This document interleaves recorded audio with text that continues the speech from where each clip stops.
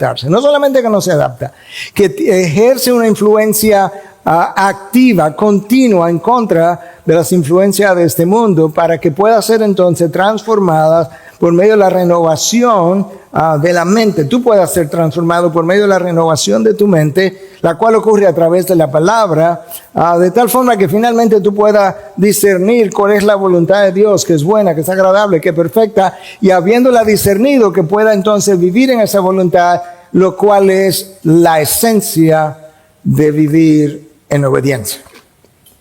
Luego Pablo comienza a decirme, pero tiene que recordar que ese trabajo que Dios ha hecho en una persona, se supone que esa persona va a vivir en una comunidad de creyentes.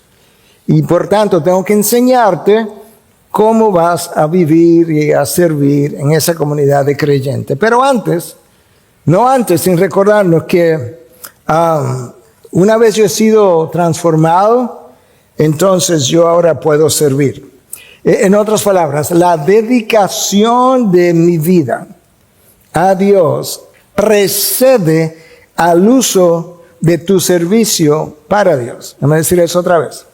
La dedicación de tu vida. No simplemente que yo levanté la mano y hice una profesión de fe. No.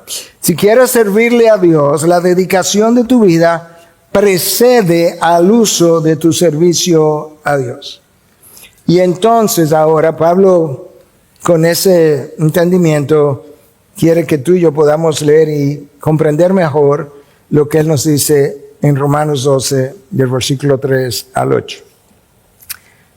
Esta es la palabra de Dios. Porque en virtud de la gracia que me ha sido dada, digo a cada uno de ustedes que no piense de sí mismo más de lo que debe pensar, sino que piense con buen juicio, según la medida de fe que Dios ha distribuido a cada uno.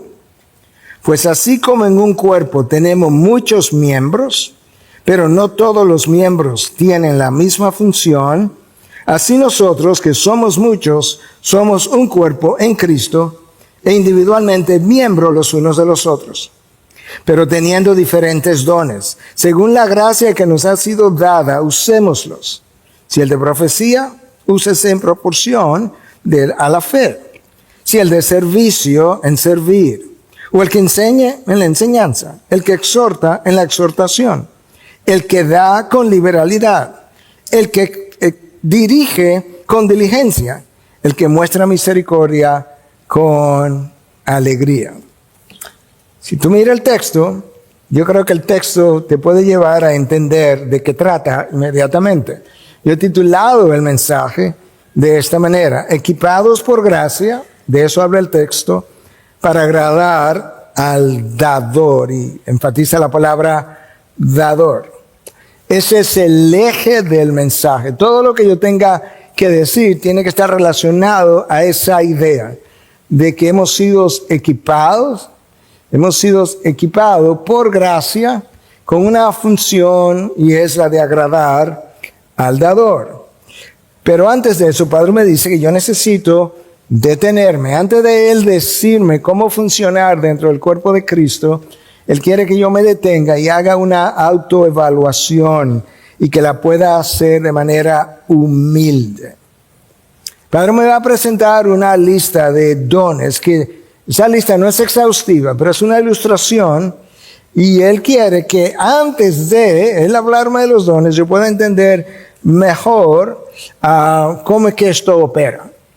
Y Él comienza diciéndonos que en virtud de la gracia que me ha sido dada, en otras palabras, Él está reconociendo que para Él poder hablarme con sabiduría y con autoridad, como un apóstol hacía, Él también requirió una medida de gracia para su apostolado. Con ese llamado, con esa medida de gracia que trajo a Él la autoridad y sabiduría apostólica, Él entonces me dice que yo no debiera, o que cada uno de nosotros no piense de sí mismo más de lo que debe pensar, sino que piense con buen juicio según la medida de fe que Dios ha distribuido a cada uno. De nuevo, esto es un llamado a la introspección y a la humildad. para ver acerca del equipamiento que Dios me ha dado, cómo pienso.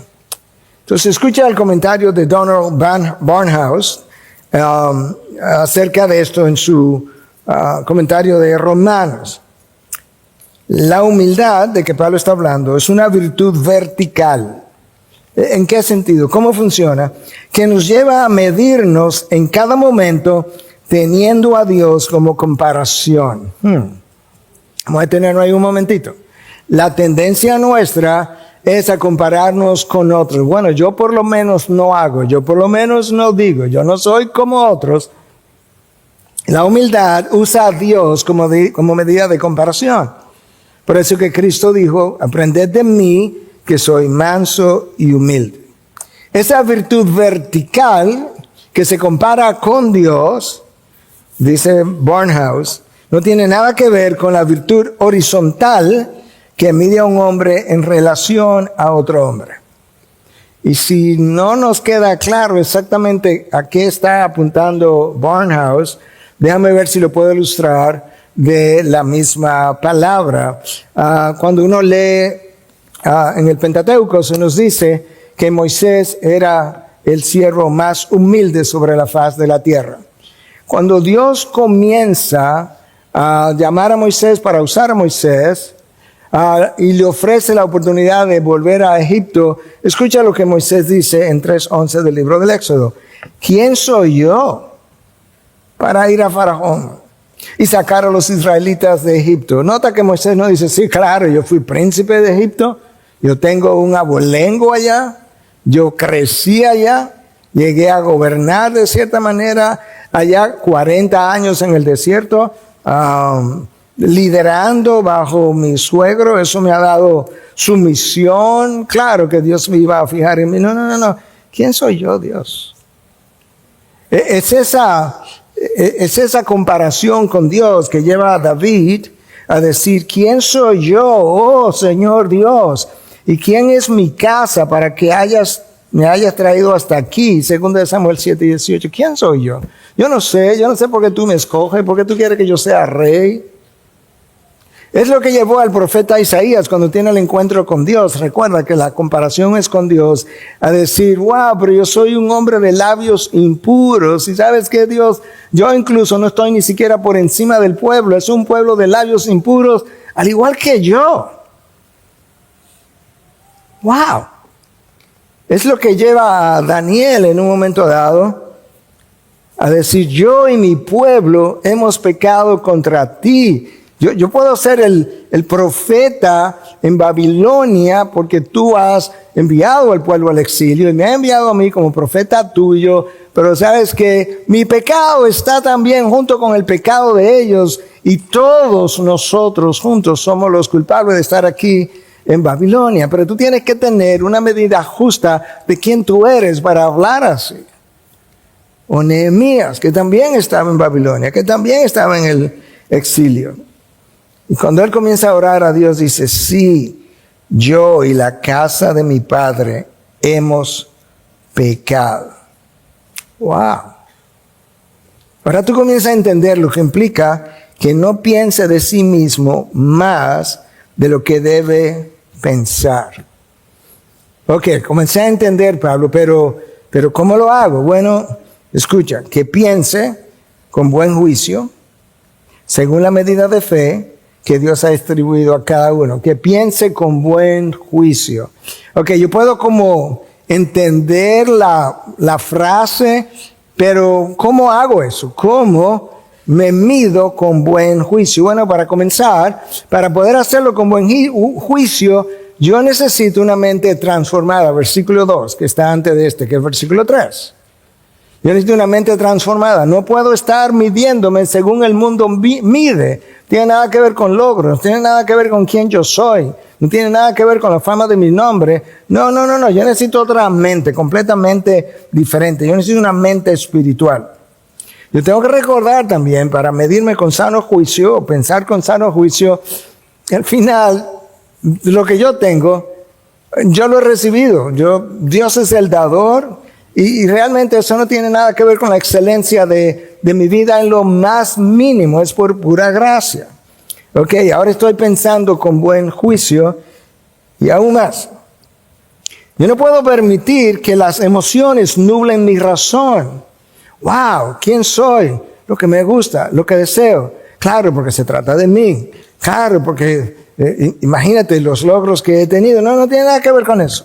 Cuando piensas de esa manera, tú tienes un juicio enfermo. O yo sí lo he hecho en algún momento. Entonces, ¿cómo es que voy a pensar? Bueno, así como Pablo está describiendo, la palabra describe, pero también de acuerdo a la medida de fe dada a cada quien. Bueno, esa frase final, la medida de fe dada a cada quien, ha tenido varias interpretaciones y se hace difícil entender a la luz de una serie de cosas que pudiéramos decir de la frase en el original. Pero yo creo que la medida de la fe es justamente esto, que no todo el mundo recibe el mismo grado, si quiero usar la palabra cantidad, de fe como don. Hay un don de la fe para creer, para ser salvo. Eso lo recibimos todos en la misma, ponle de esta manera, en la misma cantidad o grado. No, pero si tú piensas, ¿tú crees que la fe que Moisés exhibió para enfrentar a Faraón con una vara solamente, sin ejército, y confrontarlo durante 10 plagas consecutivas, es la fe que todos nosotros exhibimos? Claro que no.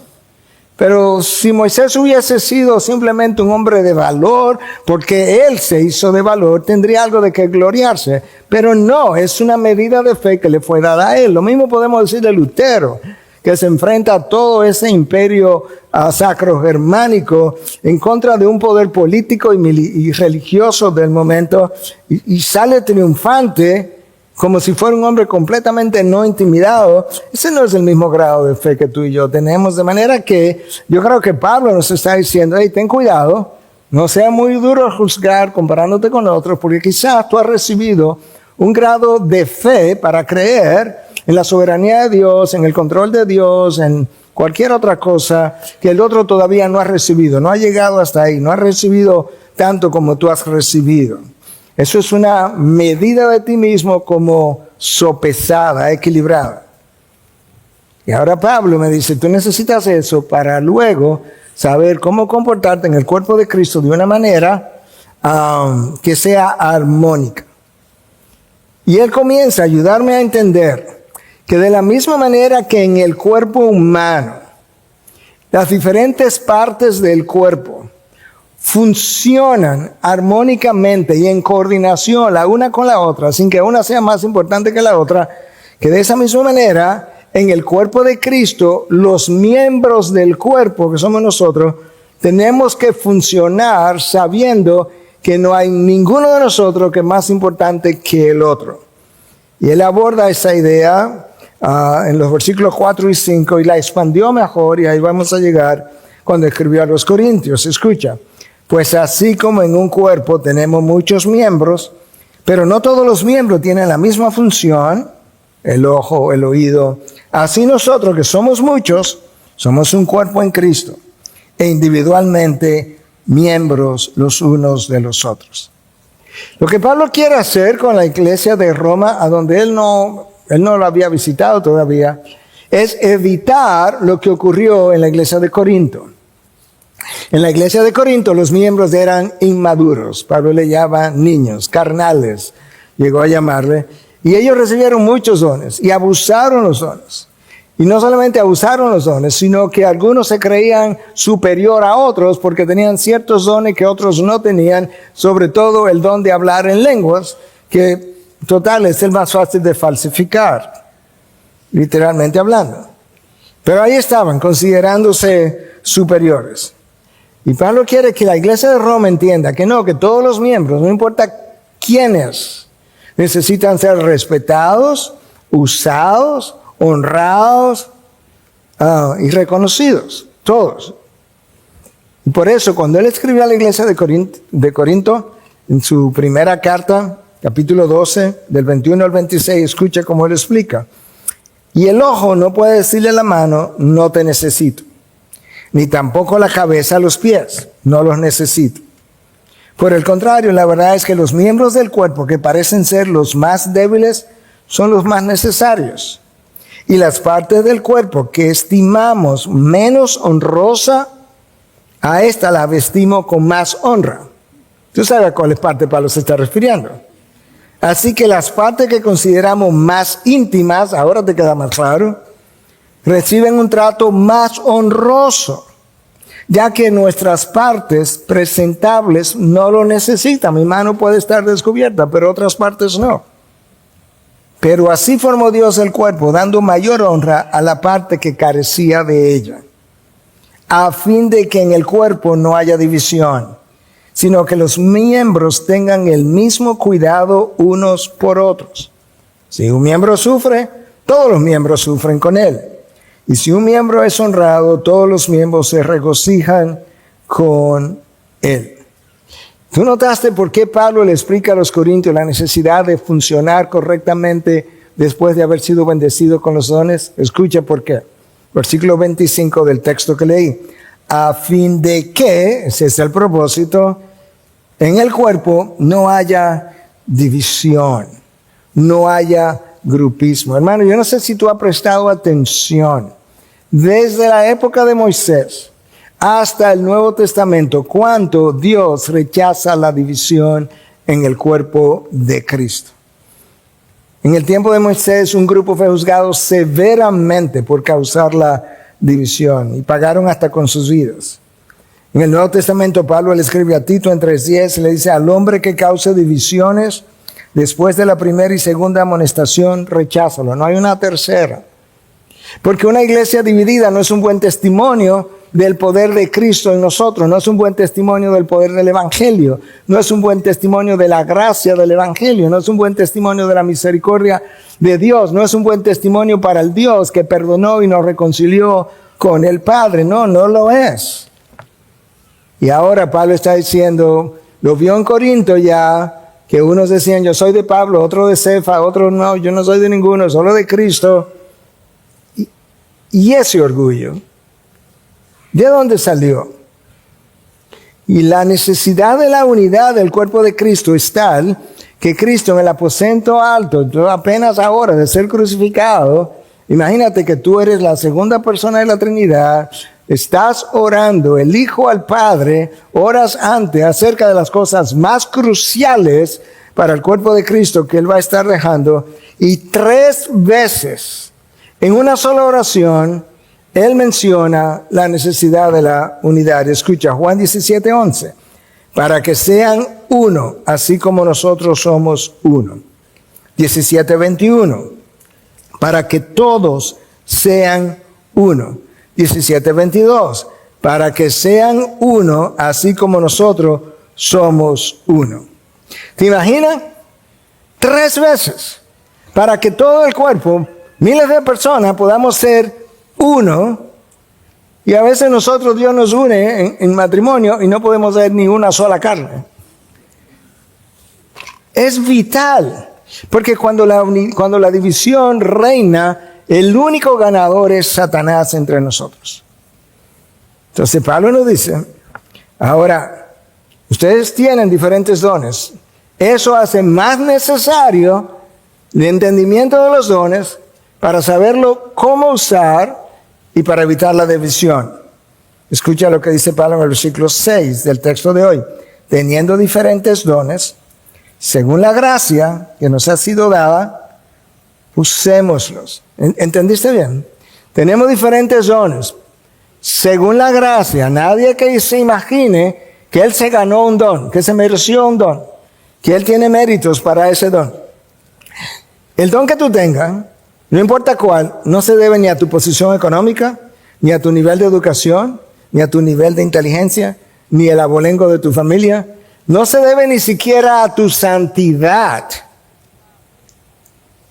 Se debe a una gracia que Dios te dio, que tú no merecías y que te la dio para capacitarte, para que hagas algo, porque cuando Él te pensó en la eternidad pasada, sabía cuál era el uso que te quería dar, y para que tú puedas hacer para lo que Dios te creó y te trajo a este mundo, no lo puedes hacer sin el don. Y el don no sale de ti, tengo que dártela por gracia, pero recuerda que tú no lo mereces. Ahora estamos pensando justamente. Hay dos razones, hermano, por las cuales tú tienes el don o dones que tú tengas. Dos, no más. Una, la gracia de Dios. Y dos, lo acabo de decir, es el propósito para el cual Dios te creó. Efesios 2:10, somos hechura suya, creados en Cristo Jesús, para hacer buenas obras que Dios preparó de antemano para que anduviéramos en ella. En otras palabras, lo he dicho múltiples veces aquí, IBI no es algo que el pastor Miguel Núñez, ¿verdad?, como se ingenia por sí solo y viene a realizar su sueño a República Dominicana. No, esto es algo en la mente de Dios. Y cuando Dios la ideó en su mente, la ideó con personas que Él iba a llamar para que pudiéramos caminar en su obra, y nos hizo una invitación inmerecida para que pudiéramos levantar la obra de Él. Eso es como ocurre.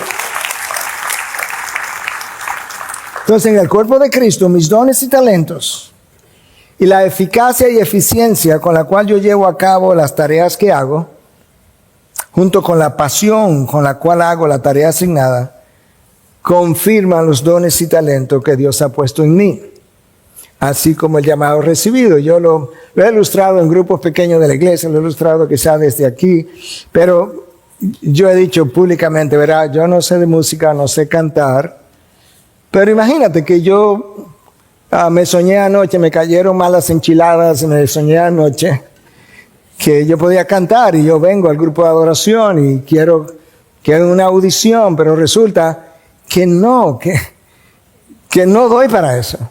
Pero yo insisto que sí, que Dios me hizo un llamado anoche mientras yo dormía. Entonces era que quizás dormiste, quizás soñaste. El problema es que la realidad no se compagina con lo que soñaste. Y entonces ahora yo digo, bueno, ok, tengo que pensar con la medida justa de que habla Pablo. Y según los dones, Pablo dice, versículo 6, usémoslos. Ok. Porque vamos a comenzar a pensar ahora a través de la palabra interpreta la palabra, que ya estamos listos para usarlos. ¿Qué más yo debo pensar, Pablo, antes que tú me definas estos dones específicos? Bueno, recuerda lo que le dije a la iglesia de Colosa cuando le escribí en 3:23. Todo lo que hagan, háganlo de corazón como para el Señor y no para los hombres.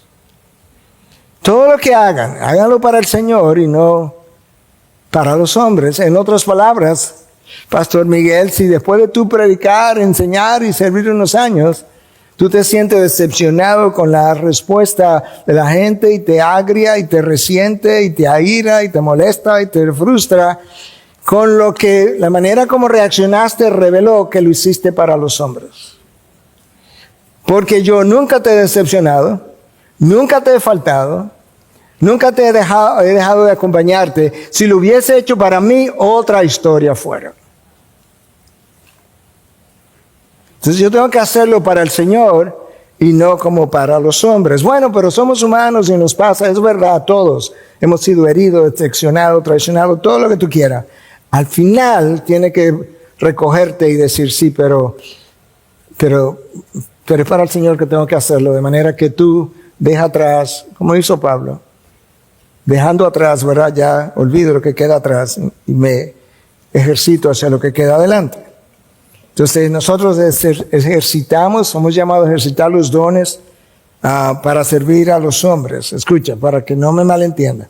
Somos llamados a ejercitar los dones para edificar el cuerpo de Cristo, con lo cual implica que estoy ejercitando el don para servir a los hombres. Esa es la meta, pero la motivación es agradar al dador y hacerlo para la gloria de Él.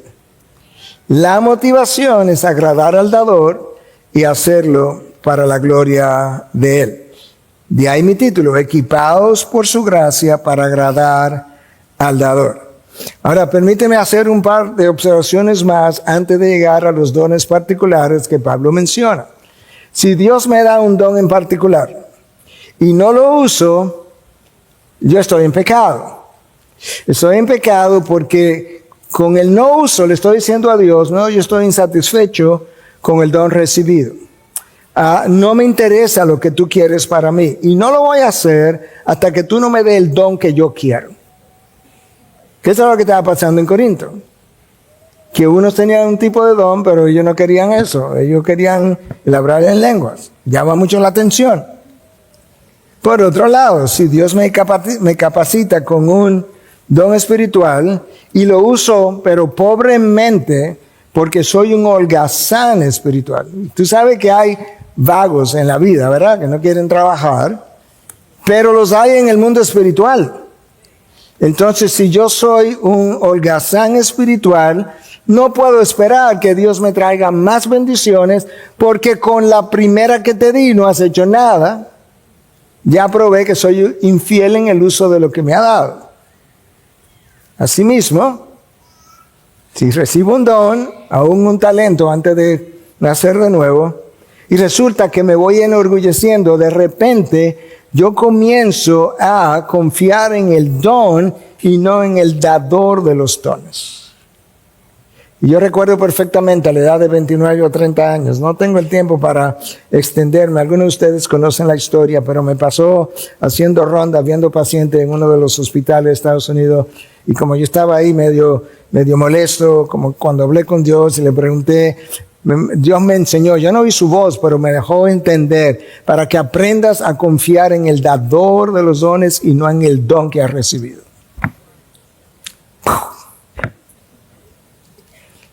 Pero eso no puede pasar. Yo puedo comenzar a confiar en un don en particular o el don de la enseñanza y descuidarme, no cultivarlo, venir con poca preparación porque al final yo tengo experiencia, yo he hablado de eso, he hablado mucho y que yo al final sea descalificado. Por eso que el apóstol Pablo dice, no, yo no corro así, yo no corro como sin meta, no seas que yo, habiendo predicado a otro, entonces sea descalificado. Sí, Dios puede descalificarme. Y esa es la razón por la que él escribe a los Filipenses en 2:12 y le dice, ocúpense de su salvación con temor y temblor. Y algunos podrían decir, pastor, pero una vez yo salvo, siempre salvo. Bueno, es que esa frase, dicha de esa manera, como que transmite algo que tú no has entendido. Porque pasar rasando no es la meta del cristiano. Número uno. Y número dos, si tú no cuidas tu salvación con temor y temblor, hay cosas de tu salvación que Dios te puede quitar y tú y yo no la vamos a pasar bien. El apóstol Pablo, entonces, habiendo introducido como la idea de los dones, recuerda que Pablo ya tenía 25 años siendo misionero, ya había plantado la iglesia de Corinto, la iglesia de Colosa, prácticamente la gran mayoría de las iglesias. Él sabe de qué está hablando. Él sabe lo que quiere prevenir ahora en Roma. Y entonces él da esta lista de dones. Hay 3 listas diferentes, además de esta que tenemos aquí. Una aparece en 1 Corintios 12, del 4 al 11. Ahí mismo en 1 Corintios 12, versículo 28, y en Efesios 4, 11.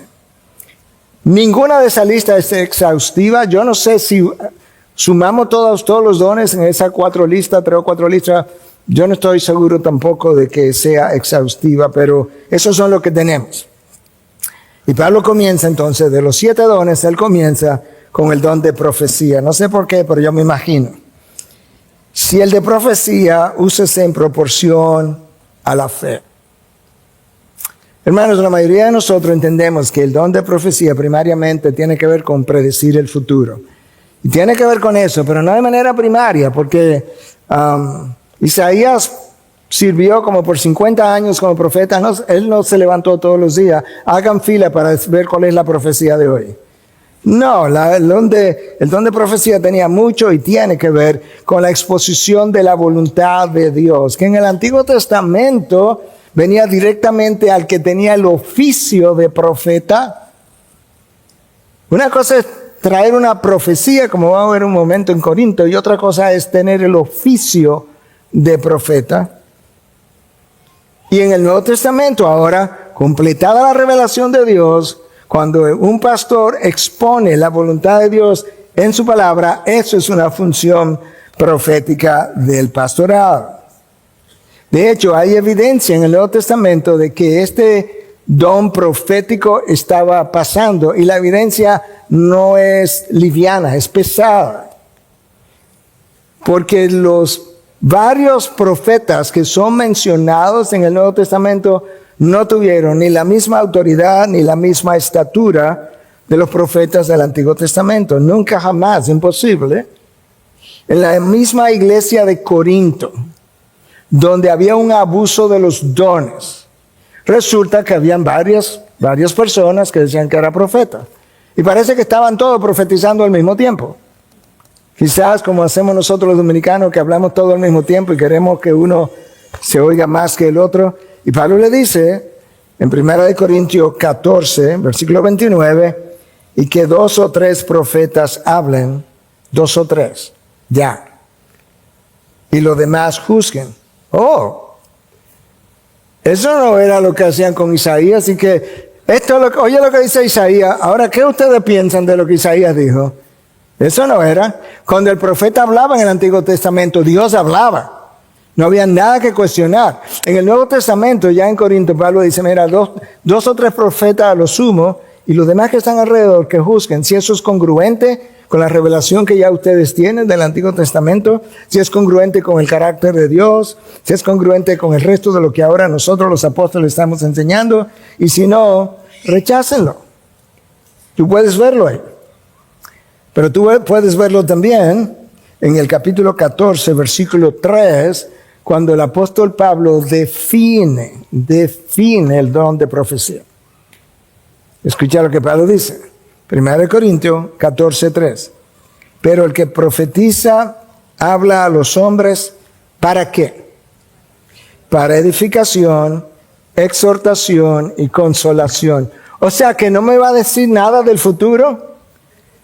Te estoy definiendo lo que es. Eso es exactamente lo que estoy haciendo esta mañana a partir de la palabra. Yo estoy predicando, exponiendo la palabra para edificación, para exhortación y consolación. Y no voy a llegar incluso a la experiencia entre Agabo, profeta Agabo, las 4 hijas de Felipe, que tuvieron una revelación que Pablo también tuvo, y Agabo y las hijas de Felipe no querían que Pablo fuera a Jerusalén, y el apóstol dijo, no, pues yo sí voy, porque para allá que Dios me mandó. Y ahí teníamos entonces profeta y apóstol encontrados en cuanto a qué hacer, y cuando Pablo dijo, no me van a persuadir, me voy, ¿qué dijeron? Bueno, porque se haga la voluntad de Dios. No eran la misma, no tenían el mismo peso. Era un don que ya estaba pasando, y ahora lo que nosotros tenemos es una función profética. El don de profecía. El don de servicio.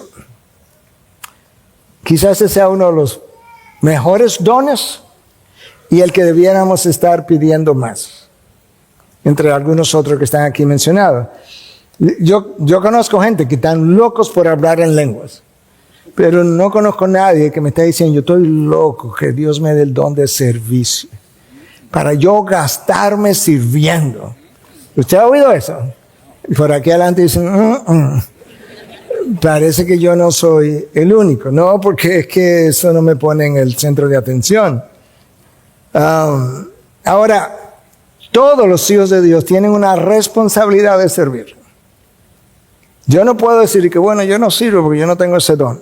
No, ahora sirve menos. Todos tenemos una responsabilidad de servir. Ahora, la persona que tienen el don de servicio son personas humildes. ¿Sabe por qué? Porque al orgullo no le gusta servir.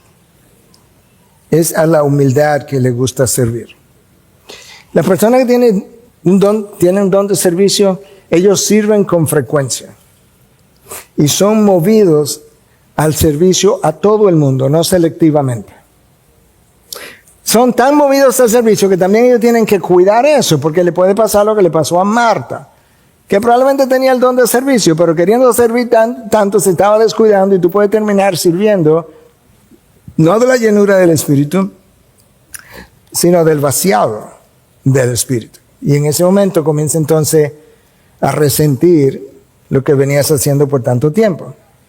Pero las personas que tienen el don del Espíritu sirven con gusto, sirven con alegría, sirven por amor a Cristo, Gálatas 5:13. Son personas que, como les gusta servir, le dan preferencia a otros. Por así decirlo, dejan su cama para dársela a otros.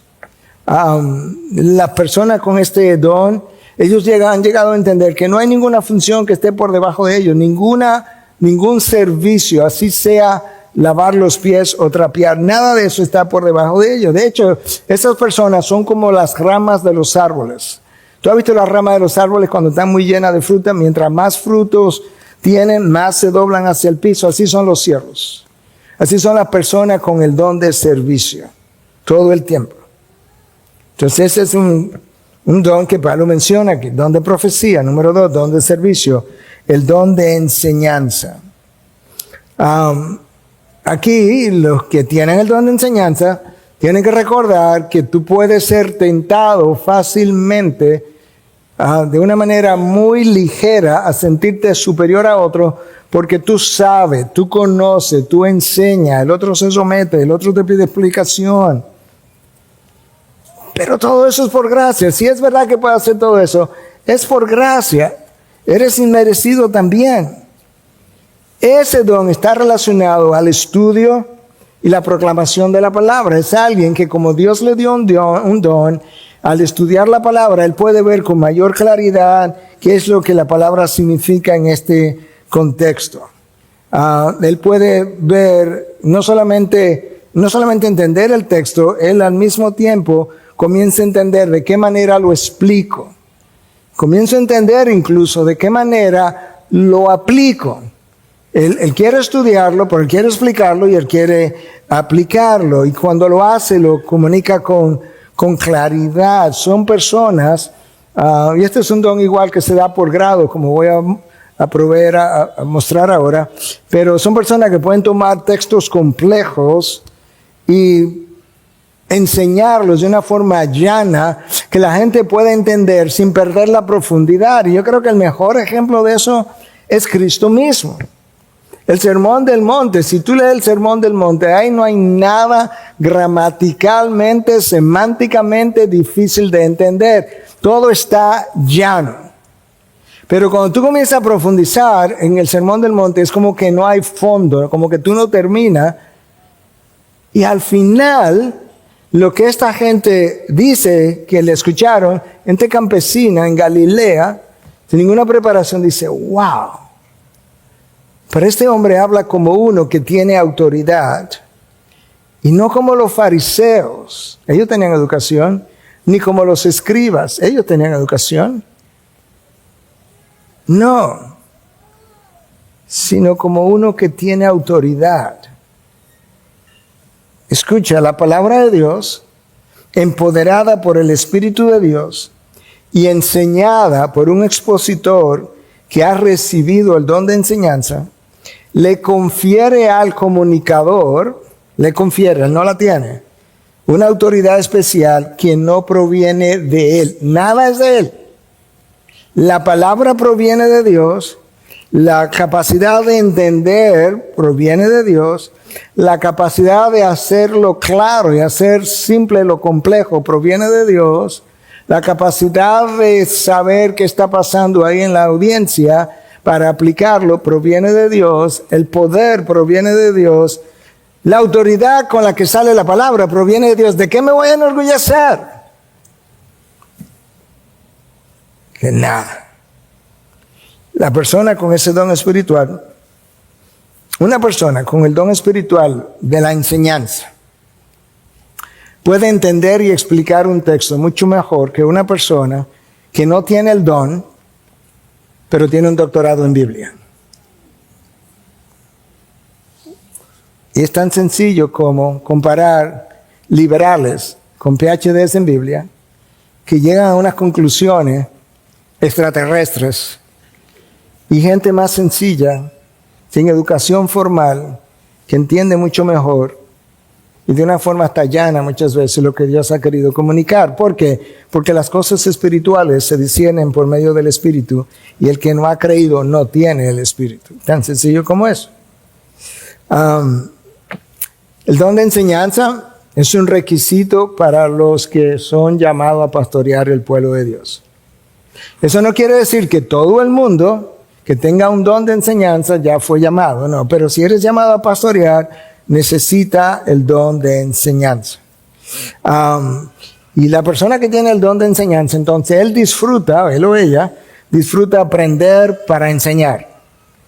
Disfruta enseñar para discipular. De hecho, aún sin ser pastor, personas con el don de enseñanza como que siempre andan pendiente o buscando de alguien a quien puedan discipular, que quieran enseñar, porque eso le produce gozo.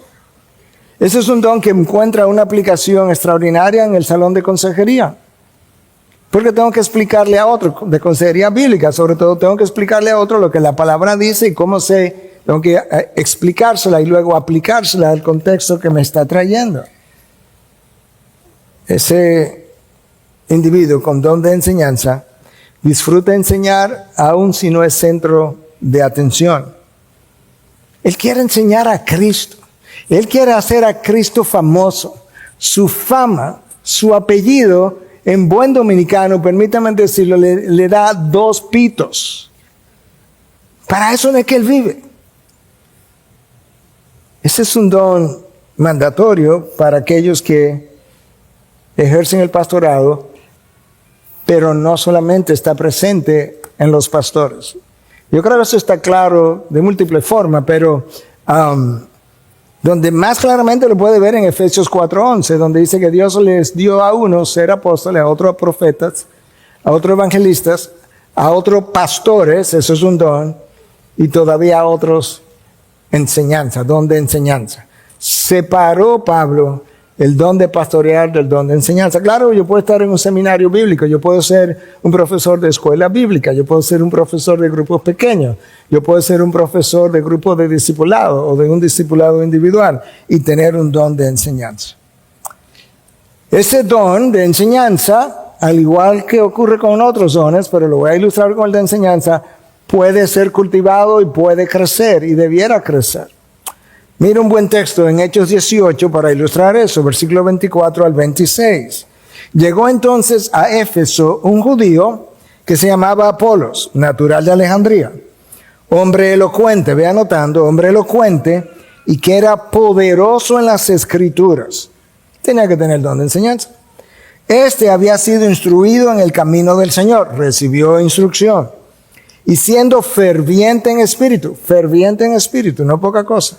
Hablaba y enseñaba con exactitud las cosas referentes a Jesús, aunque solo conocía el bautismo de Juan. Y comenzó a hablar abiertamente en la sinagoga, pero cuando Priscila y Aquila lo oyeron, lo llevaron aparte y le explicaron con mayor exactitud el camino de Dios. Ok, aquí está.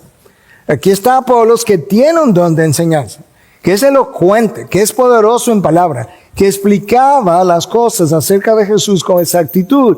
Lo único que a él le faltaba revelación, explicación.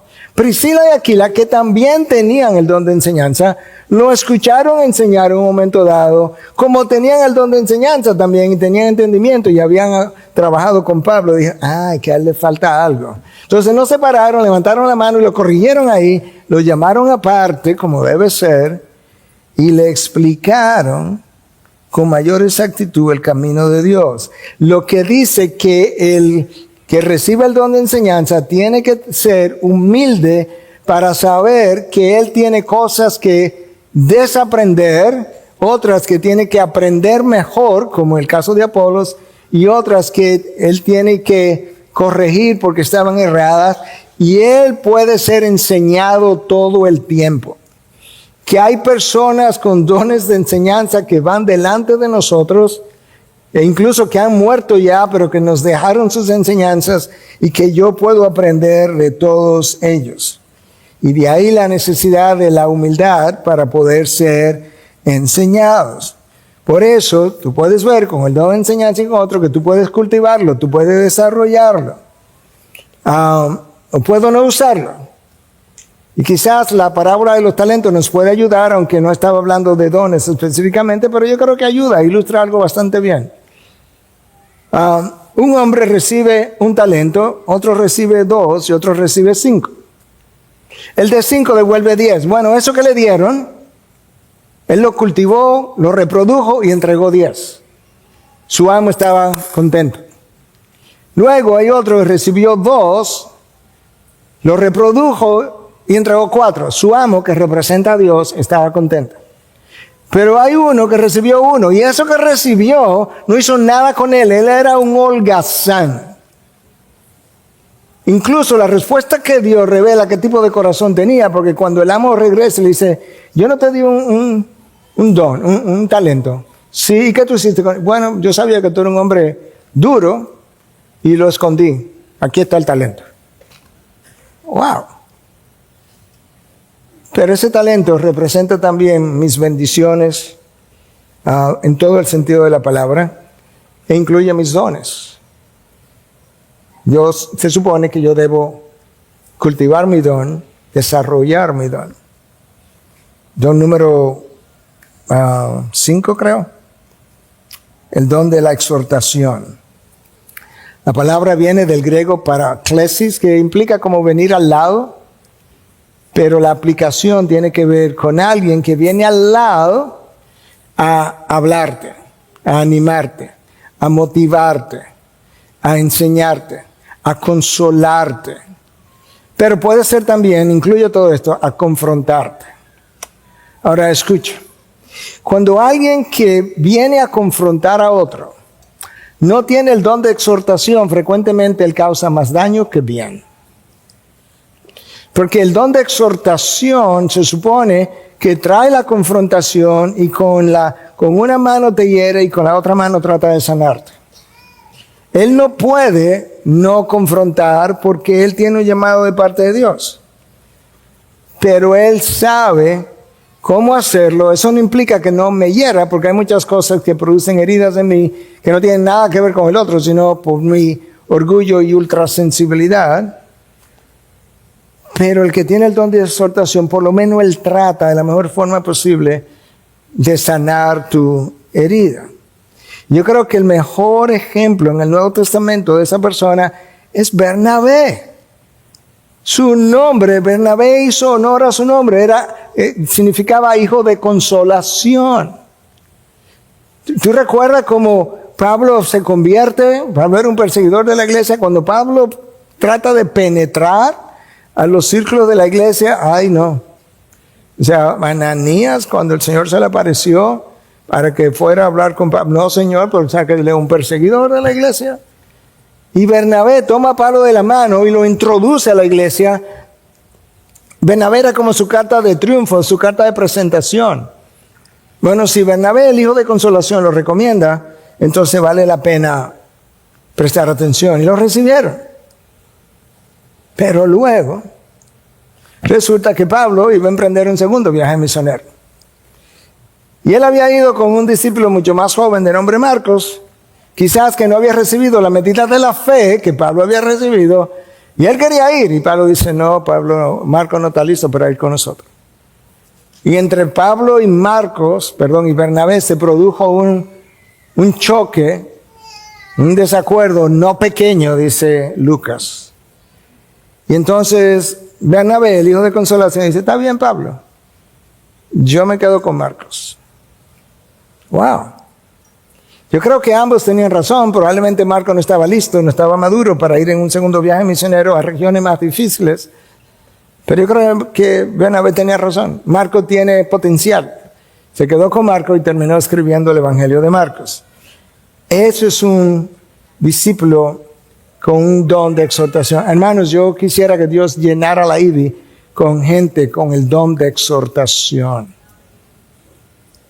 Que llenara todas las iglesias. Tú sabes que a nosotros muchas veces nos gusta más el don de la crítica que el de la exhortación. ¿Oh no? Su misma risa lo dice. Nosotros debiéramos exhortar con la misma frecuencia que criticamos y condenamos. Pídele a Dios que te dé el don de exhortación. Olvídate de los dones milagrosos. Por otro lado, Pablo nos habla del don de dar. ¿Tú has oído a alguien diciendo, Señor, yo te pido encarecidamente que me dé un don para yo dar más? Todavía doy, pero yo quiero más. ¿Tú conoces a alguien? para que me lo mande a consejería, porque anda mal. No, él anda bien. La persona que tiene el don de dar, anda buscando la oportunidad de dar. Literalmente hablando.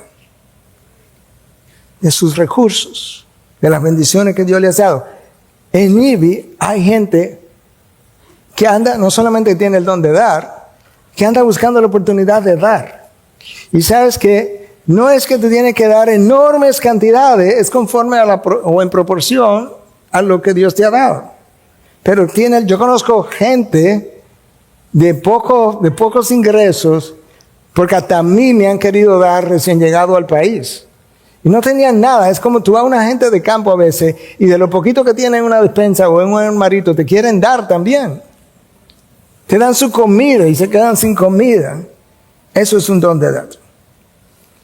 Tú ves eso en el libro de los Hechos al principio, en los primeros 4 capítulos. Alrededor del capítulo 4 todos tenían, yo creo que Dios derramó un don de dar especial por la condición de la iglesia y todos tenían todos en común y vendían sus cosas y las repartían y las vendían y llenaban las necesidades de otros. Eso es un don extraordinario. Próximo don, número 6 creo. El que dirige, que lo haga con diligencia. La Nueva Traducción Viviente dice, si Dios te ha dado la capacidad de liderar, toma la responsabilidad en serio. Hermano, en la iglesia el liderazgo no es algo ganado, no es algo por mérito, es un privilegio. Oh, wow, qué bueno. No, espera, es un privilegio inmerecido. Inmerecido completamente. Pero en las iglesias nosotros no tenemos un sistema como en las compañías, que debido al tiempo que tenga en la compañía, por seniority, te van pasando, ¿verdad? Te van promoviendo. No, porque en la iglesia no tenemos un sistema de promoción.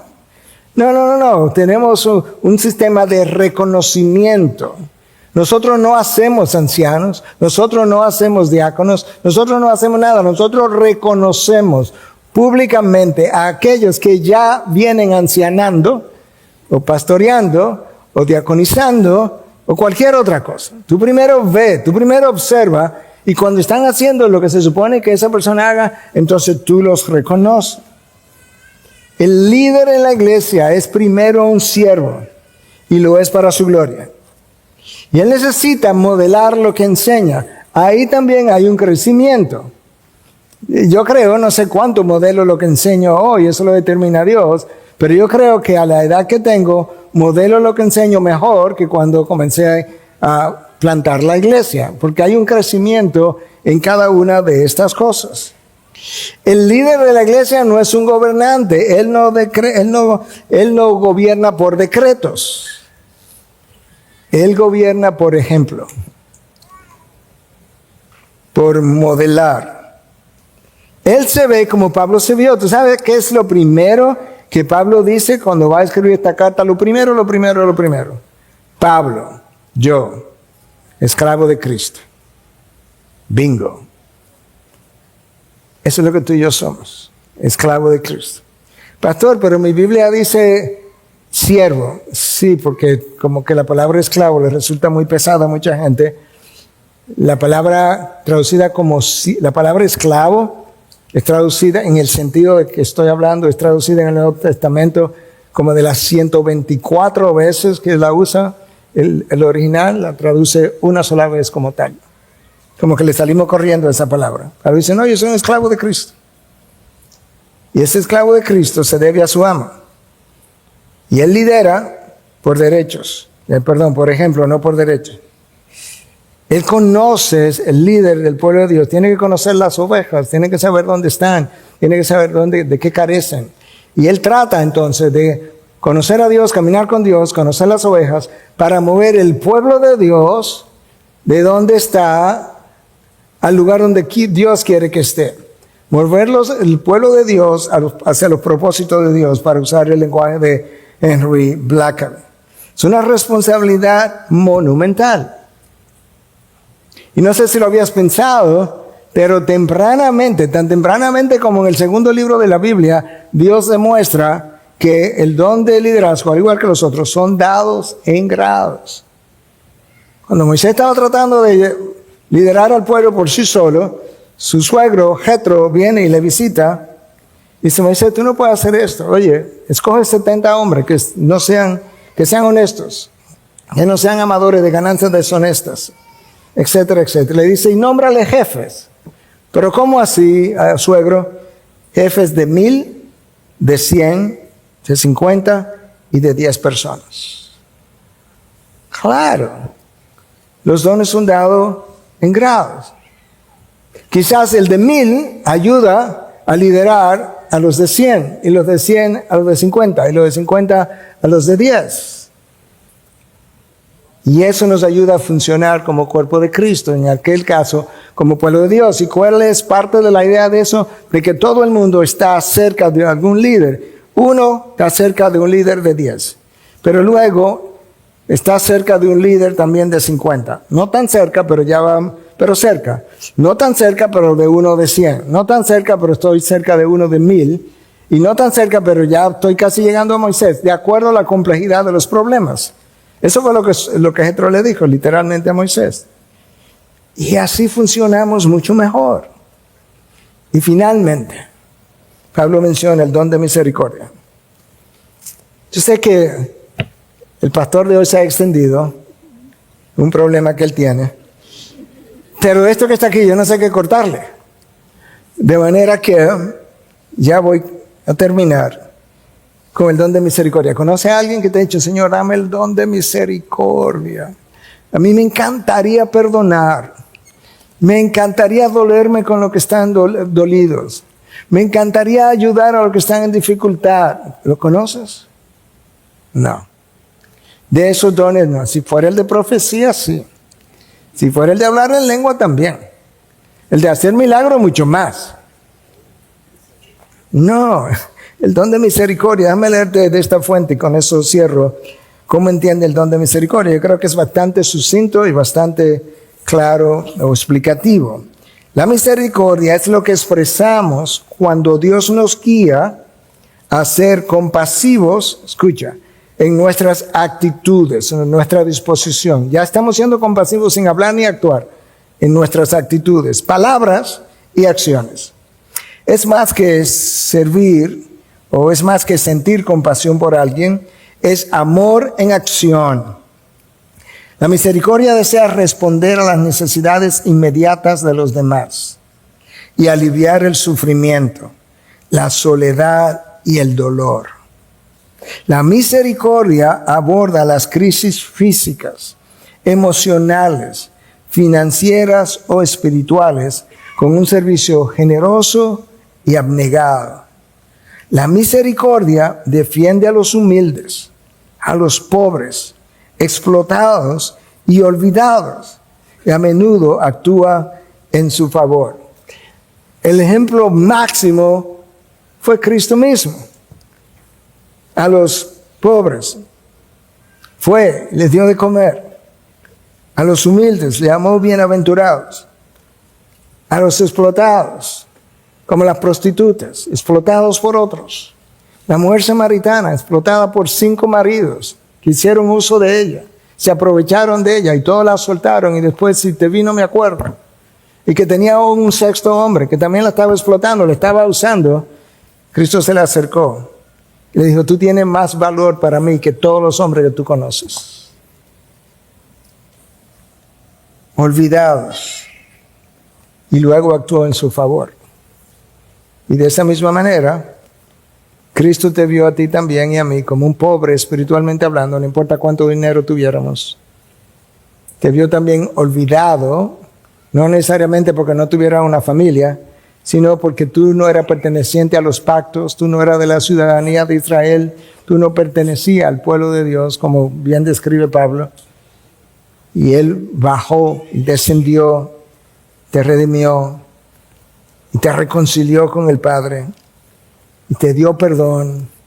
Y como no había forma de sacarte de tu prisión, Él fue y pagó no solamente la fianza, no, Él pagó la multa, la culpa que estaba sobre ti, fue y la pagó. Y dijo, bueno, ¿cuánto es el precio? No, es que no se paga con precio. Entonces, ¿cuál es con dinero? Entonces, ¿cuál es el precio? Se paga con sangre. Pues está bien, clávame. Y te libertó. ¿Y después le vas a devolver mezquinamente? ¿No te vas a ofrecer para servirle a Él y a todo su pueblo? ¿Te vas a dejar usar por el mundo? ¿Te vas a dejar usar por otros que te usan, te exprimen, te sueltan? En vez de dejarte usar por Dios, que te cuida, que te cultiva, que te sana, que te protege, que no tiene nada que quitarte, que lo único que Él puede hacer es darte cuando los otros tienen mucho que quitarte. ¿A quién le va a servir? ¿A Dios o a los hombres? Por eso es que tu vida, ofrecida como ofrenda de sacrificio santo, sacrificio vivo, santo y aceptable a Dios, ese es lo único razonable, lógico y congruente con los clavos de la cruz. Cualquier otro grado u ofrenda que le devolvamos a Dios es indigna del Dios que se sacrificó por nosotros. Padre, gracias por tu palabra que nos enseña, nos recuerda, nos corrige, nos endereza, nos aclara. Permite ahora que nosotros podamos irnos rumiando estas verdades y entonces que luego que las rumiemos podamos mejorar el servicio que estamos dando o comenzar a servir de alguna manera dentro y fuera de tu iglesia para agradar al dador de la vida y al dador de todo lo demás que nosotros poseemos. En Cristo Jesús. Amén. Nos paramos y cantamos. Gracias por acceder a este recurso. Espero que haya sido de gran bendición para tu vida.